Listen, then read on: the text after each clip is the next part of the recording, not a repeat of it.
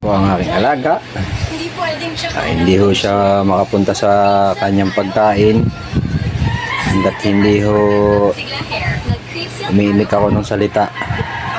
Yun lang po ang tanda niya pag ho siya ay kakain. Kaya po yung alaga kong yan ay behave pagkakain. Pero pag kumain naman po ay parang pasal, parang gutom na gutom. Ito po ay lugaw. Lugaw po yan. Pampalit muna sa dog food. Ano? Nakatingin ka pa sa akin? Ha? Gusto mo na kumain, Sparkle? Oh. Go na! Go!